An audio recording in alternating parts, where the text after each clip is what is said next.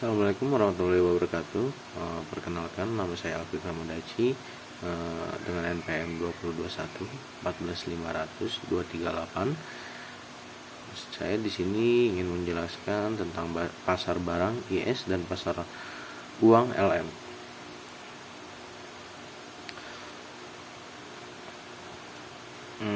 Pengertian pasar barang dan kurva IS.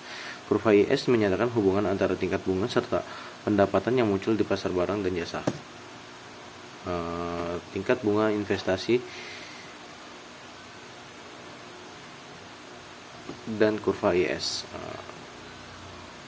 Perpotongan Keynesian adalah cara untuk mempelajari model IS LM karena menunjukkan bagaimana rencana pengeluaran rumah tangga, perusahaan, dan pemerintah menentukan pendapatan perekonomian untuk menentukan bagaimana pendapatan berubah ketika tingkat bunga berubah.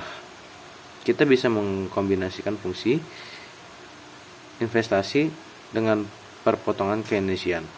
Karena investasi berhubungan terbalik dengan tingkat bunga, maka kenaikan tingkat bunga akan mengurangi jumlah investasi. Investasi adalah tambahan pengeluaran pada modal perusahaan seperti mesin-mesin atau bangunan.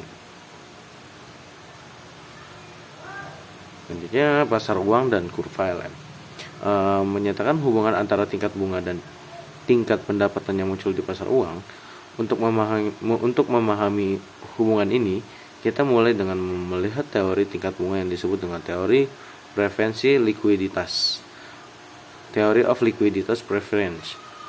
Pemerintah untuk aset perekonomian yang paling liquid yaitu uang, maka teori ini adalah kerangka untuk kurva LM. Untuk mengembangkan teori ini, kita mulai dengan penawaran keseimbangan uang real. Pendapatan, permintaan uang, dan kurva LM. Setelah mengembangkan teori preferensi likuiditas sebagai penjelasan atas apa yang menentukan tingkat bunga, kita bisa menggunakan teori tersebut untuk menderivisasi kurva LM.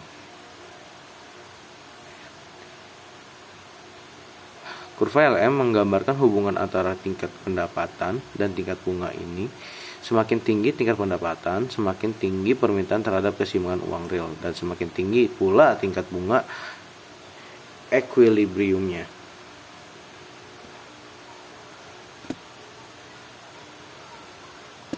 Selanjutnya, kita membahas equilibrium jangka pendek. Equilibrium perekonomian adalah titik di mana kurva IS dan kurva LM berpotongan. Titik ini memberikan tingkat bunga R dan tingkat pendapatan Y yang memenuhi kondisi untuk keseimbangan, baik dalam pasar bunga maupun pasar uang. Dengan kata lain, pada perpotongan ini, pengeluaran aktual sama dengan pengeluaran yang direncanakan, dan permintaan terhadap keseimbangan uang real sama dengan penawarannya. Jadi dari yang sebelumnya saya jelaskan, kesimpulannya adalah pasar barang dan pasar uang tidak beroperasi secara independen. Kejadian di pasar uang memiliki pengaruh besar atas pasar barang, dan kejadian di pasar barang memiliki pengaruh besar atas pasar uang. Jadi kedua pasar tersebut saling berhubungan, yang dimana salah satunya ada kejadian, pasti yang lainnya akan terdampak. Dua kaitan penting antara pasar barang dengan pasar uang: tingkat output atau pendapatan agregat Y yang ditentukan di pasar barang menentukan volume transaksi tiap periode sehingga mempengaruhi permintaan uang di pasar uang, dan tingkat bunga R yang ditemukan di pasar uang mempengaruhi tingkat belanja investasi yang direncanakan di pasar barang. Jadi sekian dari saya tentang penjelasan pasar barang IS dan pasar uang. Kurang lebihnya mohon maaf apabila ada salah kata atau perkataan yang tidak baik. Mohon dimaafkan. Sekali lagi terima kasih. Wassalamualaikum warahmatullahi wabarakatuh.